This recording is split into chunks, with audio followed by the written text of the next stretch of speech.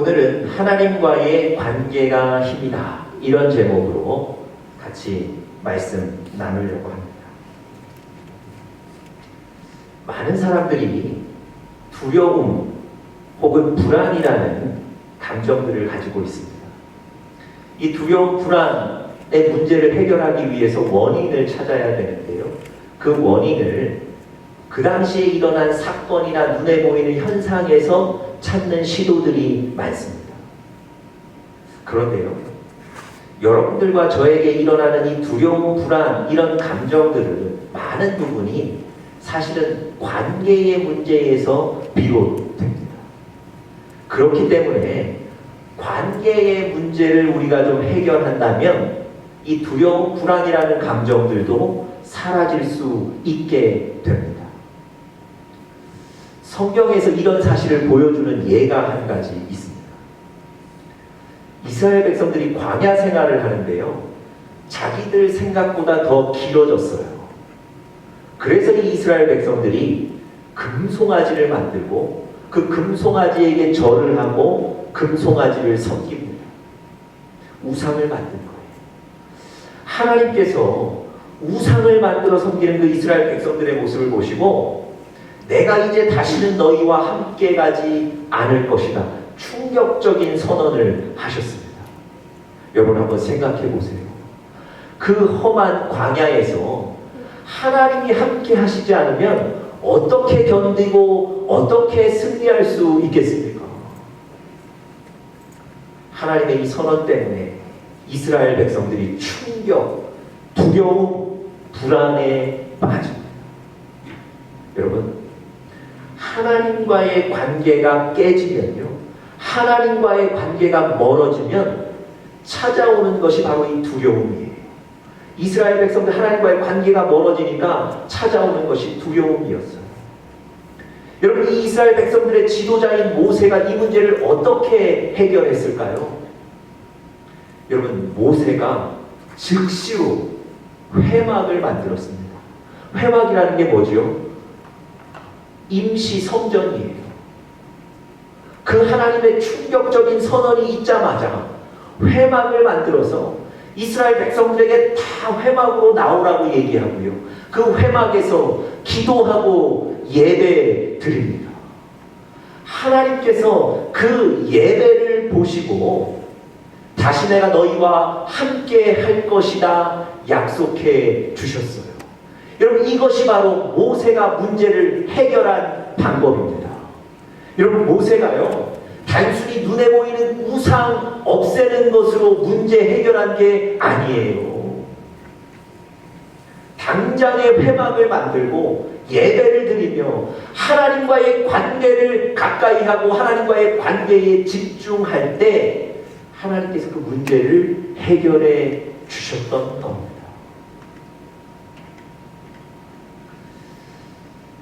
여러분, 우리 그리스도인들의 삶 속에 두려움 내지는 불안의 감정들이 많이 생기는데요, 많은 경우가 바로 하나님과 우리와의 관계에서 비롯되는 감정들입니다. 여러분, 우리가 두려움을 느낄 때마다 여러분과 제 앞에 항상 문제가 있어요. 그래서 마치 그 문제 때문에, 그 사건 때문에, 그 현상 때문에 내가 지금 두려움을 느끼는 것처럼 보입니다.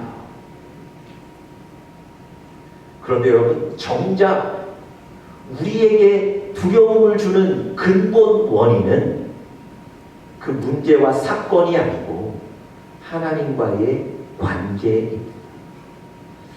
여러분, 두려움과 불안을 느끼실 때마다, 또 어려운 일들이 있으실 때마다 하나님과의 관계를 점검하셔야 돼요. 여러분, 실제로 하나님과 신뢰의 관계, 친밀한 관계를 갖고 계신 분은 문제가 있어도 문제로 뛰어들어갈 용기가 생기고요, 실제로 문제 해결을 경험하게 됩니다. 그런데 하나님과의 친밀한 관계를 맺지 못하신 분들은 하나님이 보이는 게 아니라 문제가 보이기 때문에 문제에 사로잡히게 되시는 거예요. 그래서 두려움을 이기실 수가 없습니다. 여러분, 지금 제가 드리는 말씀이 제 생각이 아니고요, 하나님도 여러분과 제가 두려움을 느낄 때마다 그 모습을 보시고 이렇게 판단하셨어요. 여러분과 제가 두려움을 느낄 때마다 눈에 보이는 문제가 아니라 하나님과의 관계를 주목해 보라. 이렇게 하나님이 여러분과 저에게 말씀해 주셨습니다. 제가 왜 이렇게 말씀드리냐면요. 오늘 12절 말씀, 오늘 본문 12절 말씀에 보시면 하나님께서 정확하게 이렇게 얘기해 주셨어요. 12절에 중간 말씀 보면 이렇게 기록되어 있습니다. 죽을 사람을 두려워하며 풀같이 될 사람의 아들을 두려워하느냐. 지금 이스라엘 백성들이 두려움에 빠져서 나오지 못하고 있어요. 그래서 12절에 보니까 두 번씩이나 강조하며 두려워한다 얘기하는 겁니다. 지금 이스라엘 백성들이 무엇을 이렇게 두려워하는 걸까요? 여러분 14절의 표현을 빌리자면 결박된 포로의 삶, 그것을 두려워하는 거예요. 여러분 구약성경 읽으시면 늘 여러분 보시다시피 이스라엘의 주변의 나라들이 이스라엘을 공격하고 침략하고 억압했거든요. 그래서 때로는 포로로 잡혀가기도 했거든요. 지금 이스라엘 백성들 마음 가운데 포로의 삶, 포로의 생활을 두려워하는 겁니다. 여러분 그런데요. 여러분들과 제 눈에는 이스라엘 백성들이 이 주변의 열강들 때문에 두려워한다. 이렇게 쉽게 생각하고 보일 수 있지만 하나님이 이 두려움의 문제를 진단하시는 그 관점은 다릅니다. 하나님의 관점을 한번 주목해 보실 필요가 있습니다. 자, 12절 다시 한번 보시겠습니까? 이렇게 얘기하시죠.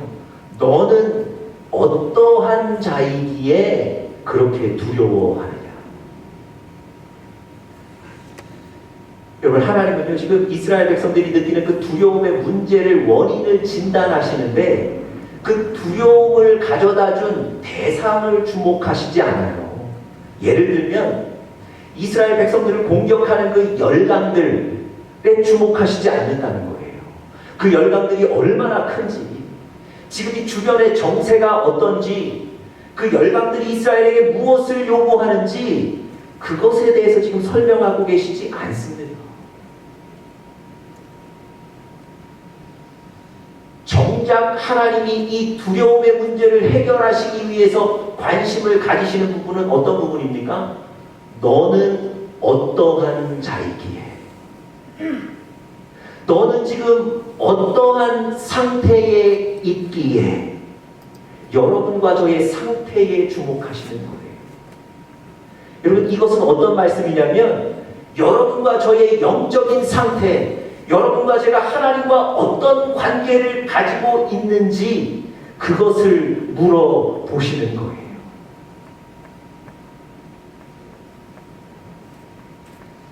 여러분 하나님은요 이 두려움의 문제에 직면했을 때 눈에 보이는 사건에 주목하시는 게 아니고 여러분과 저의 상태에 주목하시는 거예요. 그게 어떤 상태입니까? 여러분과 저의 영적인 상태, 우리가 하나님과 어떤 관계를 맺고 있는가에 관한 상태입니다. 여러분 제가 이렇게 해석하는 이유는 12절 바로 초반의 구절 때문에 그렇습니다. 자, 한번 보시죠. 제가 12절을 한번 다시 읽어보겠습니다. 이르시되 너희를 위로하는 자는 나 곧 나이니라. 너는 어떠한 자이기에 죽을 사람을 두려워하며 풀같이 될 사람의 아들을 두려워하느냐. 여러분, 여러분과 저의 문제를 해결하실 분은 오직 하나님이십니다. 여러분과 저를 위로하실 분 오직 하나님이세요. 하나님이 지금 뭐라고 얘기하세요?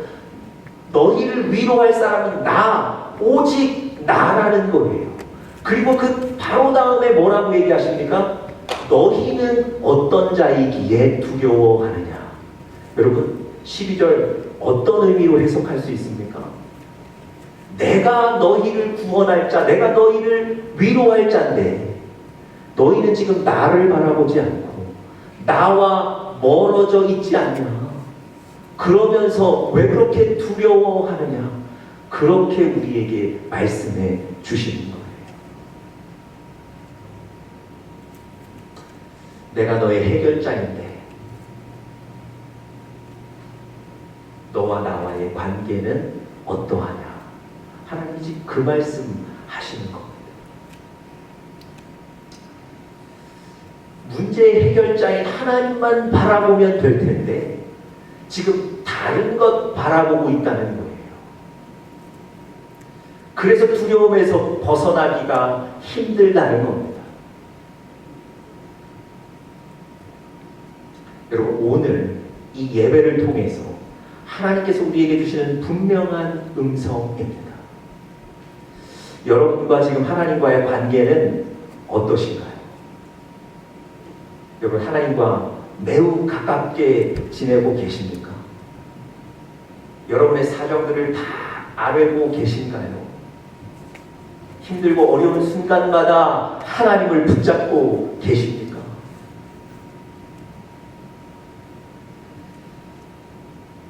여러분, 오늘 본문에서는요, 두려움을 가졌던 이 이스라엘 백성들이 하나님과 어떤 관계 속에 있었는지를 잘 설명해 주고 있습니다. 과연 이 두려움을 가졌던 이스라엘 백성들과 하나님은 지금 어떤 관계 속에 거하고 있을까요? 어떤 관계였기에 이스라엘 백성들이 이렇게 두려움에서 헤어나오지를 못하고 있을까요? 오늘 본문에서 우리가 세 가지로 좀 살펴보면서 오늘 여러분과 저에게도 은혜가 되고 도전이 되실 수 있기를 간절히 바랍니다. 첫 번째로요, 두려움에서 헤어나오지 못하는 이 이스라엘 백성들 하나님과의 관계가 어땠냐면, 첫 번째, 창조주 하나님을 잊어버렸습니다. 다시 한번요, 창조주 하나님을 잊어버렸습니다. 자, 13절 한번 보세요. 하늘을 펴고 땅의 기초를 정하고 너를 지은 자 여호와를 어찌하여 잊어버렸느냐? 이스라엘 백성들이 하나님을 잊어버렸어요. 다시 말씀드리면 하나님과 멀어져 있었다는 말입니다. 여러분, 오늘 본문 13절에요. 이스라엘 백성들이 하나님을 잊었다고 지적하시는 얘기를 하면서 3절, 그 이후 3절에 걸쳐서 하나님이 어떤 분이신가를 계속해서 설명해 줍니다. 무슨 얘기겠습니까? 하나님이 이렇게 크신 분이신데, 이렇게 역사하는 분이 하나님이신데 어떻게 크신 하나님을 잊어버렸는가? 그 얘기를 해 주시는 거예요. 하나님은 어떤 분이라고 설명하고 계십니까? 13절에 보시면 하늘을 펴고 기초를 정했다, 하나님을 그렇게 설명하고 있어요. 다시 말씀드리면 하나님은 창조의 하나님이십니다. 하나님께서 이 세상 모든 만물을 만드셨어요. 여러분과 저를 창조하셨습니다. 그리고 우리를 움직여 가시는 분이 바로 하나님이십니다. 또 한 가지 14절에 보시면요, 하나님은 우리 장래를 계획하시고 움직이시는 분이십니다. 14절 한번 제가 읽어보겠습니다. 결박된 포로가 속히 놓일 것이니 죽지도 아니할 것이요 구덩이로 내려가지도 아니할 것이며 그의 양식이 부족하지도 아니하리라. 여러분, 포로가 놓일 것이다, 하나님이 아예 이렇게 선언을 하세요. 여러분, 생각해 보십시오.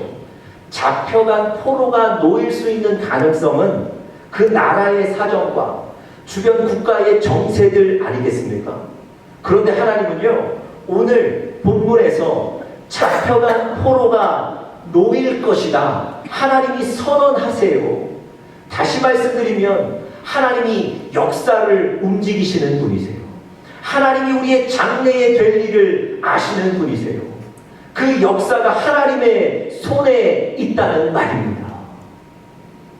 뿐만 아니라 하나님께서 뭐라고 얘기하십니까? 죽지도 않을 것이고 구덩이로 내려가지도 않을 것이고 양식이 떨어지지도 않을 것이다. 하나님이 이스라엘 백성들의 삶을 책임지실 것이다. 그런 분이라고 설명하세요. 여러분 잘 보십시오. 광야 40년 동안 신발이 닳았습니까? 의복이 닳았습니까? 음식이 없었습니까? 물이 없었습니까? 하나님이 다 공급해 주셨거든요. 하나님은 이렇게 여러분과 저의 삶에도 필요를 공급하시는 분이십니다. 또 15절에 보시면요, 하나님은 자연을 지배하시는 전능하신 분이라고 설명합니다. 하나님은 자연을 지배하시는 전능하신 분이세요. 자, 15절 제가 한번 읽어보겠습니다. 나는 너희 하나님 여호와라. 바다를 휘저어서 그 물결을 뒤흔들게 하는 자이니 그의 이름은 만군의 여호와니라. 여러분, 하나님께서 홍해의 물을 멈추셔서 이스라엘 백성들을 건너가게 하셨습니다. 여러분, 배를 삼킬 만한 풍랑이 일어날 때 예수님께서 바다를 향해서 잠잠하라 외치셨더니 바람과 바다가 잠잠하여진 줄 믿습니다. 하나님 이런 분이세요. 여러분, 이렇게 하나님이 어떤 분이신지를 설명한 거예요. 그리고는 이스라엘 백성들에게 도대체 너희는 지금 어떤 상태이길래 창조주 하나님을 이런 하나님을 잊어버렸느냐 얘기하시는 겁니다. 여러분, 하나님과 멀어지면요, 여러분과 저에게 나타나는 현상 하나가 있습니다. 그게 뭐냐면 문제가 커져서 하나님이 잘 안 보인다는 거예요.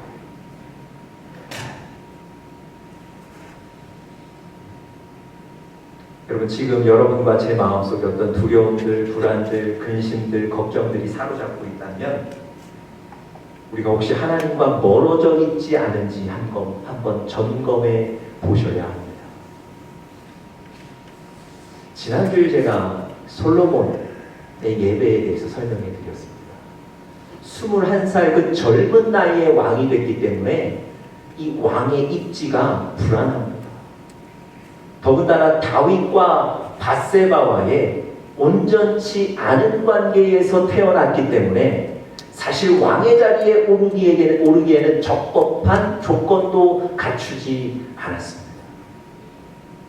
여러분, 인간적으로 뭐 하나 만족스러운 조건이 솔로몬에게는 없는 거예요. 솔로몬이 이 어려움을 타개하기 위해서 유능한 사람 뽑고 인기 있는 정책 시행하지 않았다는 거예요. 그가 이 어려운 상황에서 가장 먼저 한 것이 무엇이었습니까? 일천번제라고 불리는 예배 드린 겁니다. 바로 하나님과의 관계에 집중한 거예요. 하나님과 더 친밀한 가까운 관계를 맺은 거예요.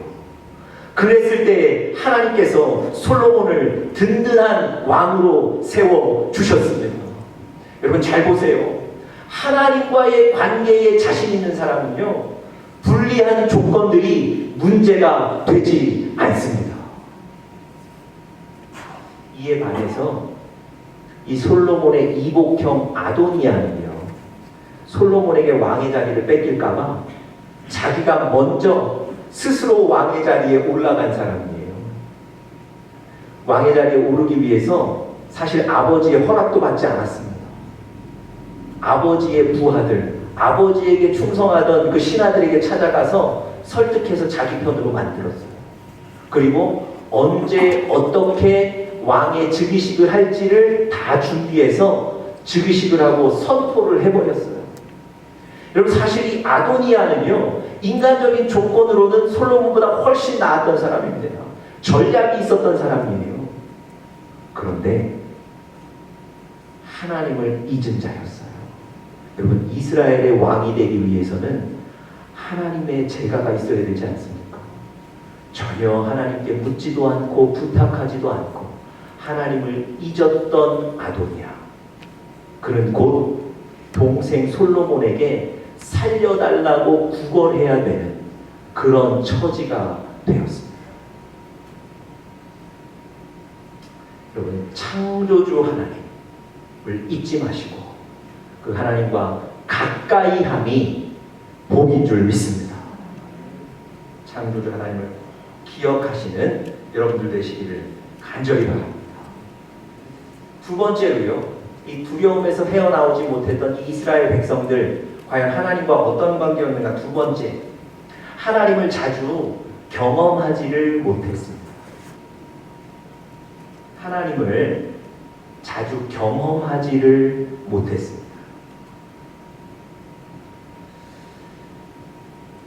16절 제일 마지막 부분에 보시면요, 하나님께서 이스라엘 백성들에게 너는 내 백성이다, 내 자녀다 선포하세요.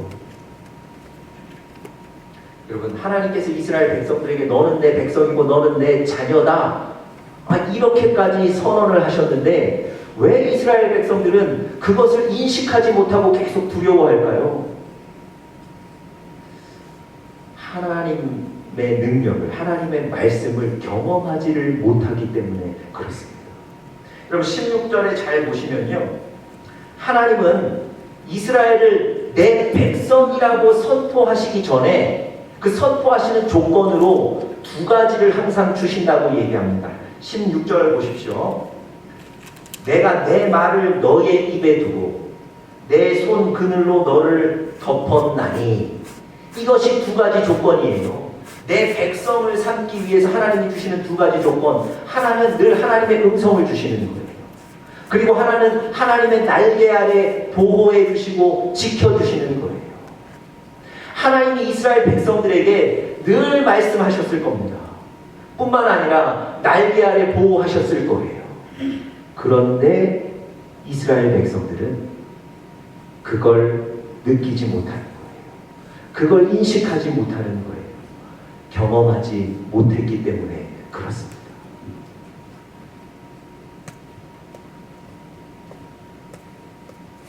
여러분, 하나님의 음성을 좀 듣고 계십니까? 하나님이 지금 나를 지키고 계시다는 것 여러분 느끼고 계십니까? 마태복음 2장에 보면요, 예수님이 태어난 직후에 그 예수님 가족의 삶을 잘 설명해 놓고 있습니다. 이 예수님의 부모님 요셉과 마리아는요, 하나님과 아주 친밀한 관계 속에 살았던 그런 사람들입니다. 여러분, 마리아가 성령으로 아이를 잉태했잖아요. 이 불가능한 일을 주의 사자가 나타나서 얘기하셨을 때 그것을 이해한 사람이 바로 마리아예요. 그것을 이해하고 그것을 용납한 사람이 바로 마리아라는 겁니다. 뿐만 아니라 요셉은 어땠습니까? 자기의 약혼 여인 마리아가 벌써 아기를 가졌다는 사실 때문에 마리아를 인간적으로 끊어버리려고 했는데 이 요셉에게도 주의 사자가 나타나서 그 사실을 설명했더니 여러분, 요셉도 그 사실을 용납하고 그 여인을 그대로 받아들입니다.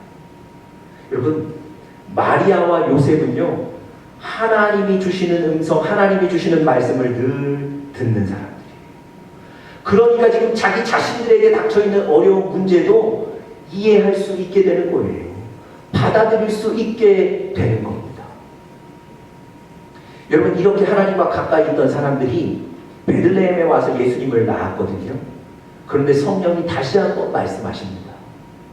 너의 집 갈릴리로 돌아가지 말고 애굽으로 내려가라는 거예요. 여러분, 애굽에 갈 준비를 전혀 안 하고 왔는데 애굽으로 내려가라 그러셔서 애굽으로 내려갔더니 어떤 일이 벌어졌습니까? 예수님을 죽이려고 하는, 그래서 유아들을 다 학살했는데 애굽으로 내려갔기 때문에 그 어려움을 피하게 된 거죠.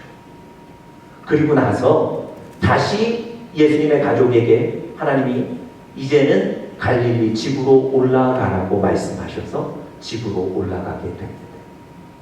여러분, 제가 지금 이 얘기를 들리는 이유는요, 마리아와 요셉, 하나님과 늘 친밀하게 지내던 분, 하나님의 음성을 경험했던 분, 하나님의 지키심을 경험했던 사람들,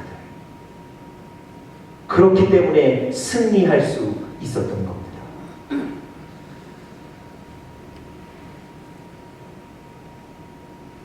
떠남이라는 책에 보면 이런 글이 있습니다. 몽골 사람들이 한국을 방문하고 돌아가면 못 잊는 것이 있답니다. 뭐겠습니까? 매운 라면과 그 매운맛 김치를 못 잊는다는 거예요. 그래서 몽골에 돌아가서도 한국 식당을 꼭 찾아간답니다. 그래서 몽골에는 한국 식당이 비싸도 잘 된답니다. 그러면서 이 책의 저자가 이런 얘기를 하셨어요. 이렇게 사소한 음식이라도 맛보면 떠나지를 못하게 됩니다. 마찬가지로 하나님의 선하심을 경험하게 되면 그것을 계속 찾게 되고 결국 자주 경험하게 됩니다. 여러분, 우리 스크린에서 시편 기자가 어떤 얘기를 했는지 한번 같이 보겠습니다. 우리 같이 한번 시편 34편 8절 말씀 읽어보겠습니다. 시작. 너희는 여호와의 선하심을 맛보아 알지어다. 여러분, 하나님은 선하신 분이거든요. 그냥 그렇게 얘기하지 않으셨어요. 하나님은 선하시다. 뭐라고 얘기하셨습니까? 그 선하심을 맛보아 알지어다. 여러분과 제가 그 하나님의 선하심을 사모해야 되는 거예요. 그 선하심을 구해야 하는 겁니다.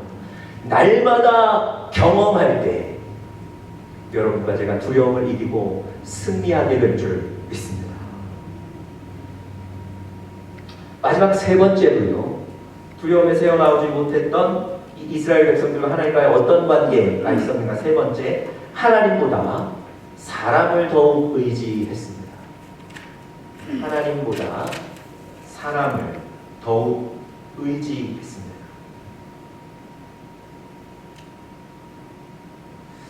계속해서 이 이스라엘 백성들은 어려움을 당하고 있고 두려움 속에 빠져 있는데요. 이 이스라엘 백성들을 이 어려움에서 구해줄 사람이 없는 거예요. 자, 18절 한번 보시겠습니까?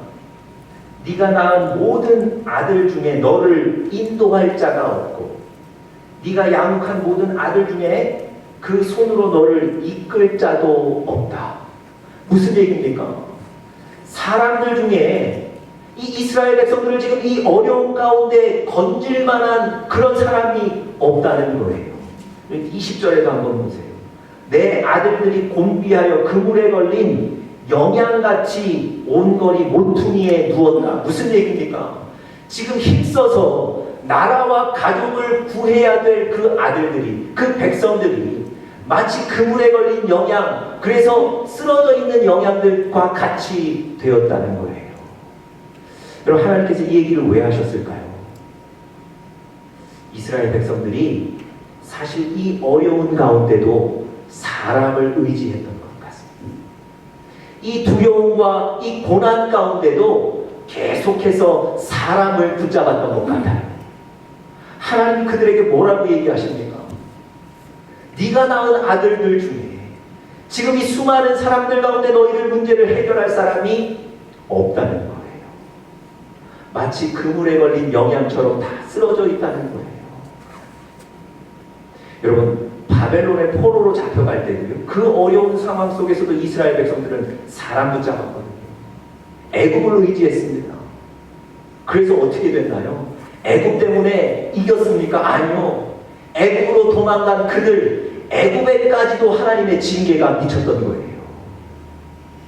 사람을 의지하면 그렇습니다. 여러분, 사람을 의지한 이스라엘 백성들의 모습이 얼마나 비참했는지 23절 한번 보세요. 23절에 보시면 제가 다른 성경 버전을 읽어드리면 이렇습니다.